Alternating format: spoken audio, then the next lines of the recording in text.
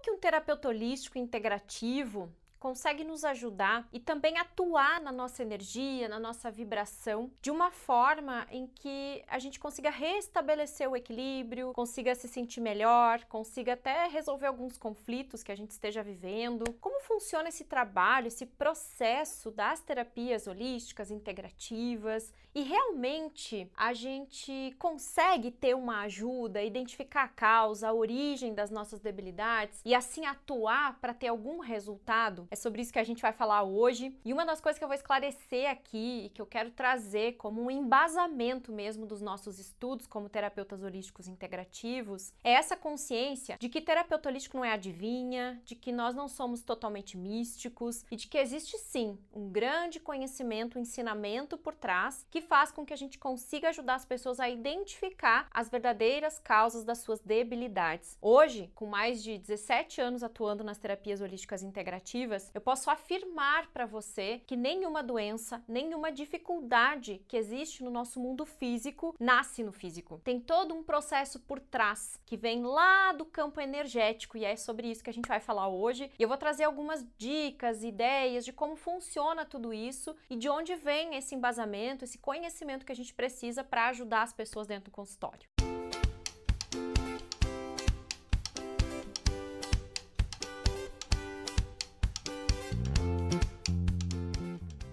Quando eu falo do nosso trabalho e desse embasamento que nós temos, às vezes as pessoas acreditam e, infelizmente, existem profissionais que, sem conhecimento, entram no mercado de trabalho e muitas vezes o nosso trabalho, a nossa profissão das terapias holísticas integrativas é mal visto, porque fica nessa coisa de ser muito adivinha, de ser muito místico, de ser muito intuitivo. E, claro, usar a intuição em todas as profissões é essencial, porque às vezes a gente não está percebendo algo que a nossa intuição vai nos avisar como profissionais. Porém, nós temos que ter um cuidado muitas vezes para não avançar, né? Não entrar numa postura, num lugar como profissional das terapias holísticas integrativas, em que a gente vai sugerir coisas que são coisas fora da realidade, coisas que não estão aos nossos olhos tão perceptíveis e principalmente não estão perceptíveis para o cliente. Então, eu, como terapeuta holística, sempre tive muito cuidado, sempre tive muito discernimento na hora de falar certas coisas, muito pé no chão, porque às vezes as pessoas não têm maturidade ainda para ouvir algumas coisas. Às vezes tem coisas que eu percebia no meu trabalho ali, na hora que eu intuía, e que às vezes diziam mais respeito a mim do que a pessoa que eu estava atendendo. Então a gente precisa ter um filtro, né? A ética profissional aqui é essencial para que a gente consiga de verdade auxiliar a pessoa e falar coisas que realmente vão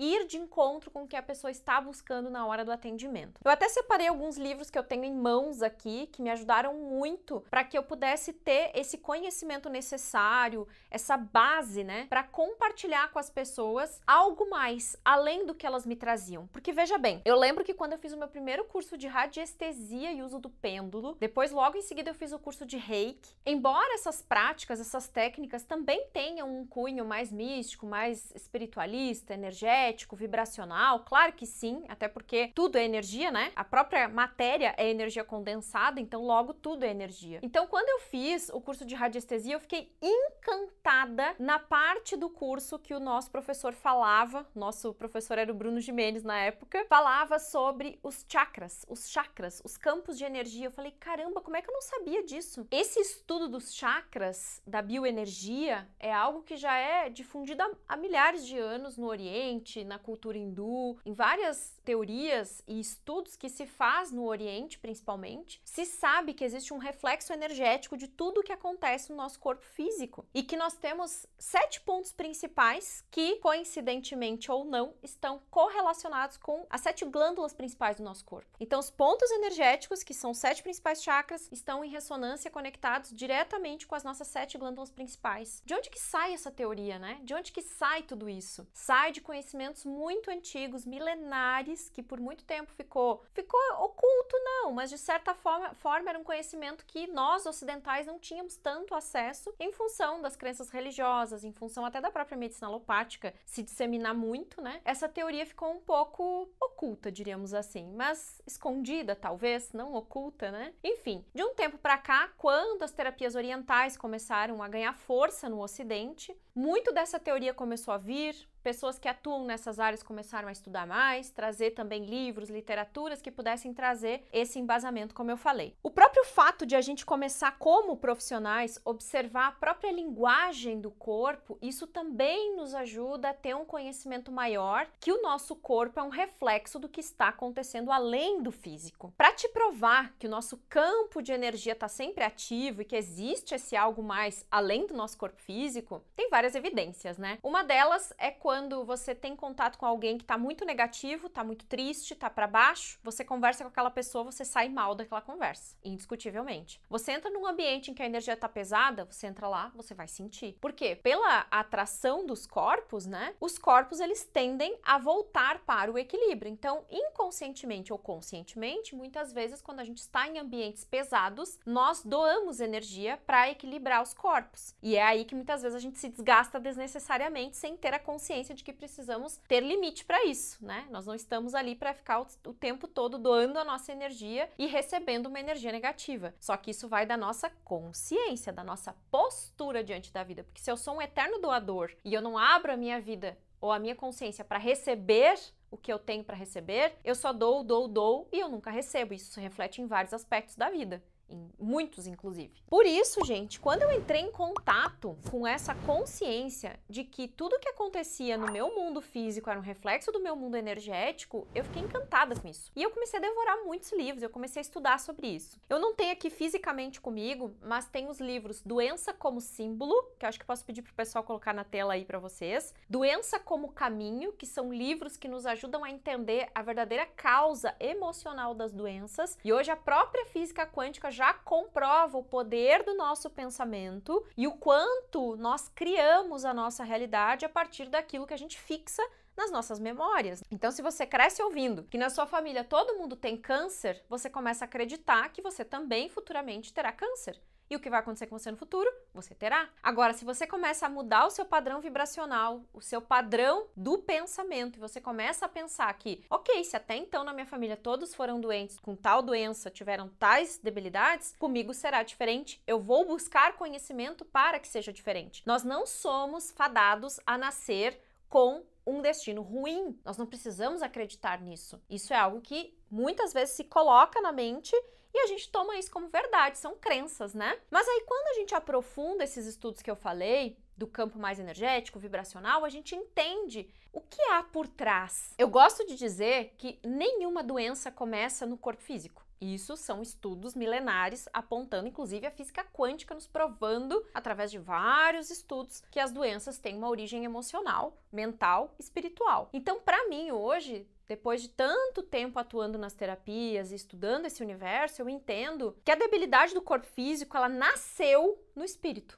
na alma. Quando nós nos desconectamos de quem somos em essência, quando desacreditamos do nosso potencial, quando não entendemos o que viemos fazer nesse mundo, nos sentimos perdidos diante da vida e vamos somando isso ano após ano, dia após dia, mês a mês, isso vai começando a criar meio que um buraco, né? Um vazio, onde você se sente sem rumo, sem propósito, sem saber o que quer, sem saber para onde ir. E isso causa medo, ansiedade, dúvidas, incerteza, a ponto de você começar a criar preocupações na sua mente. O seu padrão mental fica em desequilíbrio, porque você não sabe como se enxergar no futuro, como ver quem você vai ser lá na frente, como apostar, acreditar no seu futuro, em você, no que pode ser, no que vai acontecer. E aí você não tem metas, objetivos de vida. Esse sentimento, essa sensação de se sentir perdido faz com que você produza pensamentos muito negativos sobre si mesmo, sobre a vida, perca a fé, a vontade de viver, a alegria de viver. E aí todo pensamento, ele gera como consequência um sentimento, porque eu não consigo pensar sem sentir nada.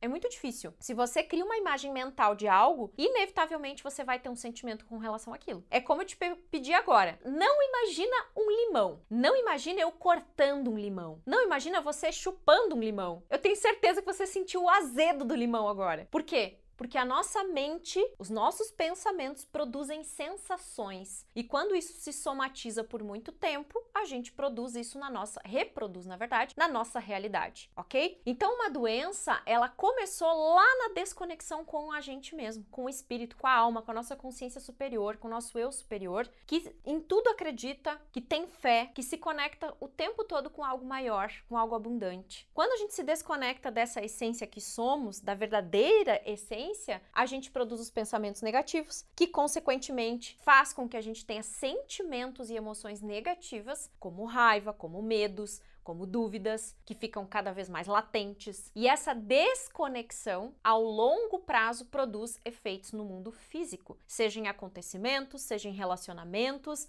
ou mesmo em doença. A gente sabe que uma pessoa que tem doenças graves, antes disso ela somatizou alguma coisa. Não é de graça que a célula morre, não é de graça que o seu corpo para de produzir hormônios, não é do nada que você deixa de ter alegria de viver, não é do nada que você se perde no meio do caminho com relação a dar um rumo na sua vida. E aí, o que nós fazemos como terapeutas holísticos integrativos não é tentar adivinhar o que é que você viveu, e sim ajudar a investigar aonde está essa desconexão. Pelo menos é isso que eu ensino nos meus treinamentos, tá, gente? Não sei os outros terapeutas que vêm de outras linhagens aí, têm outros conhecimentos. Mas eu sei que quem leva o nosso trabalho a sério, que é um profissional de verdade, tem essa proposta de ajudar a entender a verdadeira causa, porque é na causa que eu vou encontrar muitas vezes uma solução. É na causa que eu vou entender o que verdadeiramente está acontecendo. Se eu nem sei a causa, como que eu vou atuar com uma medida que realmente traga resultado? Então, hoje, a medicina alopática, que faz um excelente trabalho e que com certeza eu sou adepta, eu também vou ao médico, não sou de rejeitar de jeito nenhum e nem sou de dizer que o nosso trabalho é melhor do que os outros. Muito pelo contrário, tudo se complementa, uma coisa se conecta com a outra. Porém, se você tá com uma dor de estômago há dias, há meses, não adianta tratar somente com remédios, porque o remédio, o próprio nome diz, ele remedia, ele atua no sintoma, mas ele não atua na causa. Só que a gente sabe, por exemplo, quando a gente estuda os chakras, né, que a região do estômago é a região do terceiro chakra, do chakra umbilical. Essa região aqui, que é a região do estômago, a região do nosso abdômen, ela é regida pelas emoções. Ela é regida pelo nosso poder pessoal, é o nosso sol, é o que nos faz brilhar, são as reações que temos, porque as emoções ditam a forma como eu reajo diante da vida. Então, por exemplo, uma pessoa que está com gastrite, o que está acontecendo com ela que ela está com gastrite? Qual é a verdadeira causa disso? Segundo alguns estudos e até análise de consultório, uma pessoa que tem gastrite, que tem úlcera nervosa, provavelmente ela vem com muitos sentimentos, emoções de raiva sendo somatizadas. Alguma coisa aconteceu que ela se desconectou dela mesma, começou a produzir pensamentos de raiva, sentimentos de raiva, e isso faz com que ela produza ácido gástrico em excesso, o que corrói as paredes do estômago. É um exemplo, ok? Quando a gente tem dor de garganta frequente, é dificuldade na comunicação, porque o que a minha boca faz? O que essa região faz? Ela comunica. Os meus braços se comunicam, a minha voz se comunica. Então, quando eu estou doente da garganta, ou eu estou falando em excesso e não tenho um equilíbrio na minha fala, ou eu estou, como a gente diz, né, popularmente, engolindo sapo. Ou seja, eu não estou conseguindo me colocar, eu não estou conseguindo falar, eu não estou conseguindo verbalizar o que eu penso, o que eu sinto, e eu não consigo ir para o mundo, mostrar quem eu sou. São alguns exemplos de estudos que nós fazemos dentro destas teorias, onde isso traz um embasamento. Por isso que eu falo, terapeuta não é adivinha, ele tem que ter um embasamento. E se você pensa em ser um terapeuta holístico e você quer só trabalhar com intuição, eu não recomendo. Eu nunca fiz isso. Eu sempre busquei esse conhecimento extra, eu sempre criei uma base, porque muitas pessoas vão vir até nós e elas vão questionar. Mas por que você está falando isso? De onde você tirou isso? Por mais que a gente tenha sensações na hora de aplicar um reiki, usar radiestesia, fitoenergética, fitoterapia, ou seja o que for, ainda assim nós precisamos ter um conhecimento além daquilo que nós intuímos, percebemos na hora de conversar, de atender as pessoas. Então eu sempre gostava e sempre usei como base para mim a teoria dos chakras, tá?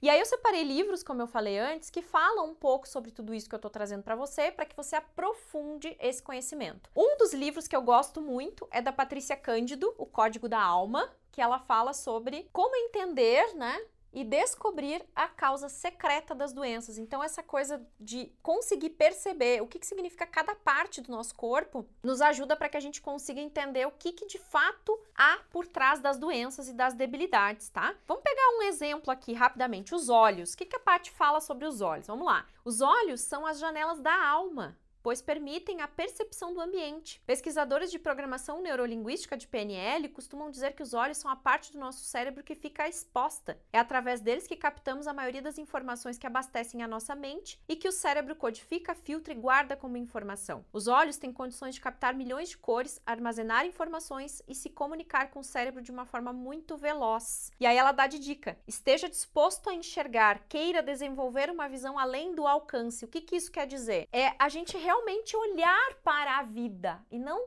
fechar os olhos diante do que está acontecendo. Quando eu tenho medo do futuro, quando eu não vejo as coisas que estão acontecendo, quando eu não me abro para as possibilidades, quando eu me fecho no meu mundo e eu não quero enxergar além, nem é no sentido de desenvolvimento de unidade, tá? Nem é isso, nem vou entrar nesse assunto, posso falar disso num outro vídeo. Mas o fato de eu enxergar o que eu quero para o futuro, quem eu vou ser no futuro, o que eu desejo para mim, abre a minha visão. Enquanto que quando eu me escondo, eu me fecho para a vida. E isso faz com que eu desenvolva problemas na visão. É claro que a gente tem as condições físicas também. Uma pessoa que trabalha muito tempo na frente do computador vai desenvolver debilidades, né? Se não tiver alguns cuidados, algumas precauções, enfim, não cuidar da saúde fisicamente falando, é óbvio que só trabalhar a parte energética não vai resolver. Então, tudo se pauta no equilíbrio, no caminho do meio. Eu preciso cuidar da minha saúde, mas também das minhas emoções, do meu padrão energético, né? Que envolve emoções, mente e a alma. Eu cansava de receber pessoas no consultório que diziam pra mim assim: Kátia,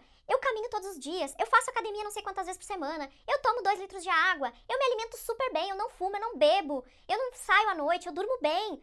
E eu tô com todos os meus exames alterados. Por que isso? E aí faltava cuidar do padrão energético. Por outro lado, elas cuidavam da saúde física, mas esqueciam de se sentir realizadas no trabalho, estavam fazendo uma coisa que não gostavam, se sentiam vazias, estavam desconectadas da essência, ou estavam com algum problema de relacionamento, eram pessoas estressadas em algumas coisas. Então não adianta cuidar só de um pilar. Nós somos compostos de 4 pilares. Espiritual, que é a essência, que é o propósito, que é o porquê que eu estou aqui, o porquê que eu faço o que eu faço. Mental, que são crenças, pensamentos e atitude mental diante da vida, a maneira como eu enxergo, como eu vejo e como eu projeto as coisas. Emocional, que é a maneira como eu reajo, o que eu sinto e o que eu trago para dentro de mim, o que eu magnetizo para dentro de mim. E o físico. Cuidar só do pilar físico e esquecer o restante não vai te tornar uma pessoa saudável. Assim como esquecer de cuidar do físico não vai ajudar também. Porque cuidar dos outros 3 pilares, esquecer de cuidar da alimentação, não fazer exercício físico e ter uma vida sedentária, também vai te causar consequências. Então, o ideal é que nós tenhamos equilíbrio nos 4 pilares, tá? Também tem os livros da Cristina Cairo, eu estou só com esse aqui, o primeiro, que é a Linguagem do Corpo. E ele é maravilhoso porque ela também traz uma linguagem um pouco diferente de cada parte do corpo, assim como a Patrícia também faz no livro dela. Um outro livro muito bom também que vocês podem estudar para ter esse embasamento é o livro da Louise Hay, Você Pode Curar Sua Vida, que o meu, acho que eu emprestei, acabei não comprando mais, não achei. Você Pode Curar Sua Vida também tem algumas propostas, ideias e também esse entendimento extra da verdadeira causa ou origem das debilidades, tá? A Cristina Cairo, o Linguagem do Corpo, ela tem 1, 2 e 3. Eu só achei o 1. Eu acho que o 2 e o 3 devem ter também ficado com alguém que eu emprestei. Esse livro aqui é um dos livros mais completos sobre chakras, tá? Também a teoria que envolve o conhecimento dos chakras é a bioenergia, que é a gente entender como funcionam os nossos mecanismos energéticos, vibracionais, também de uma forma mais, digamos que mais científica, porque sim, existem estudos hoje comprovando que nós temos um reflexo energético de tudo que há no físico. E eu peguei aqui, meio que por intuição agora, o livro da fitoenergética, que é do Bruno Gimenez e que também tem algo aqui que fala sobre os chakras, os campos de energia, justamente porque a forma como a gente vai atuar com os tratamentos fitoenergéticos, a base é os chakras. Sem eu identificar qual chakra está em desequilíbrio, eu não consigo montar os tratamentos fitoenergéticos. Então esse aqui também fala sobre isso de alguma forma, tá, gente? Então, deixei algumas sugestões de livros para que vocês possam conhecer esse universo, tanto para quem é curioso quanto para quem quer ser terapeuta. Terapeuta não é adivinha e eu não recomendo que você faça esse tipo de trabalho só pautado na intuição, na adivinhação. Eu, Kátia, pessoa, tá? Esquece a terapeuta. Eu não gosto de terapeutas que ficam tentando adivinhar a minha vida sem entender quem eu sou e o que eu faço, o que eu sinto. Por mais mediunidade que tenham, por mais sensibilidade que tenham, eu acho invasivo, acho chato, eu não gosto. É uma decisão e uma opinião muito pessoal, tá? Não estou dizendo que o que eu penso é certo, só estou dizendo que isso pode soar não profissional e é por isso que muitos outros profissionais de outras áreas não gostam do terapeuta holístico integrativo, porque alguns não estudam, não buscam esse conhecimento, essa base e saem fazendo as coisas de qualquer jeito por aí, só querendo usar a sua intuição. Eu acho isso arriscado, eu acho perigoso e eu acho que a gente tem que ter muito discernimento para trabalhar com esse tipo de intuição ou essa coisa mais mística, porque o místico ele tá aí, é a nossa essência, é a nossa alma, tem coisas na vida que a gente não sabe explicar, até a pessoa mais cética já viveu momentos na vida que não soube explicar o porquê que aquilo aconteceu, mas se a gente tiver um embasamento, a gente mostra profissionalismo, a gente mostra que é ético, a gente não invade a privacidade do outro sem necessidade, a gente sabe se colocar no nosso lugar de terapeuta, de profissional e consegue de fato mostrar para as pessoas que existe um caminho, uma orientação a ser feita. O terapeuta vai identificar os chakras que estão em equilíbrio ou desequilíbrio, ele já vai perceber o que não tá legal na sua vida, o que não tá, o que faz, o que não faz, já vai te dar orientações, porque cada chakra, ele está relacionado a uma condição mais energética. Rapidamente falando aqui, o primeiro chakra, ele atua na nossa estrutura de vida, na nossa base, na raiz de ser, e ele tá relacionado a tudo aquilo que envolve dinheiro, trabalho, família, responsabilidades. Ele fica na região do períneo, né? E ele tá conectado às glândulas suprarrenais. Então, o nosso instinto de sobrevivência, a nossa reatividade diante das coisas, né? Essa coisa de ser reativo, tudo isso está muito relacionado ao primeiro chakra, ao instinto de sobrevivência. O segundo chakra, ele fica na região abaixo do umbigo, uns 2 dedos abaixo do umbigo, e ele se relaciona a tudo aquilo que gera conexão, afetividade. É o chakra dos relacionamentos, é o chakra que cria o relacionamento que temos conosco e com o mundo, que nos conecta, na verdade, né? Não cria, mas que nos conecta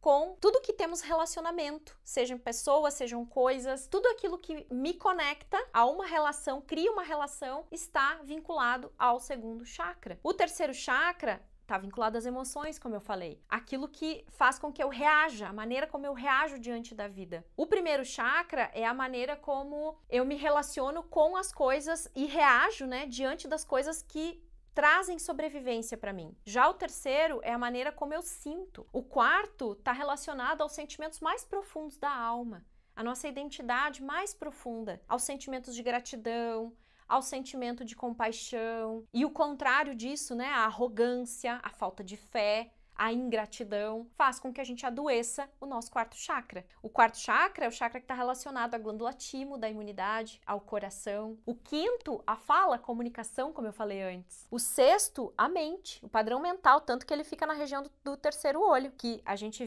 já viu isso em alguns filmes, já viu isso até em desenhos animados, né? Que nós temos um terceiro olho. Esse é o olho que enxerga além dos olhos físicos. É o nosso olho que olha para a alma, que se conecta com a alma, né? E que nós normalmente trabalhamos isso nas terapias orientais, né? Para que a gente desenvolva esse terceiro olho no sentido de nos conectarmos com a nossa verdade interior, com quem a gente é. E o sétimo é a nossa conexão com a fé, com Deus, com o espírito, com a alma, com algo maior. Tanto é que se você for observar, você nunca reza olhando para baixo. Se você for fazer uma oração, você sempre olha para cima. Se você quer agradecer e quer se conectar com algo que te faz feliz, você sempre olha para cima. Por quê? Porque o nosso sétimo chakra está aqui. É o chakra coronário, nossa conexão com Deus. E quando eu me desconecto com Deus, brigo com Deus, eu fico doente deste chakra. E esse chakra produz problemas no cérebro, câncer, e tantas outras coisas relacionadas à cabeça, ao cérebro. Assim como aqui, né, o terceiro olho é nariz, é que o quinto e o sexto estão relacionados a tudo que envolve a cabeça. Aqui, preocupações, dor de cabeça, olhos, né, sexto chakra, e problemas respiratórios estão muito relacionados ao quinto chakra, às vezes ao quarto chakra, porque os pulmões estão mais na região do quarto chakra. Então a gente vai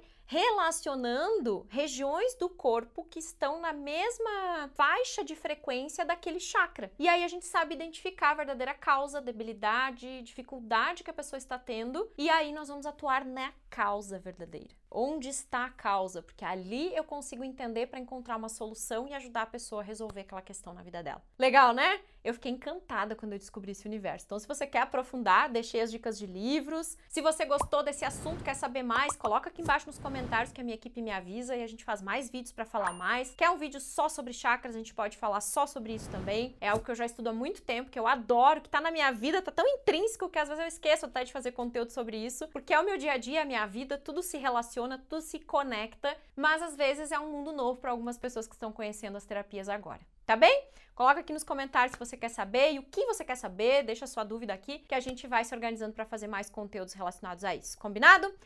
Um beijo, até a próxima, tchau, tchau.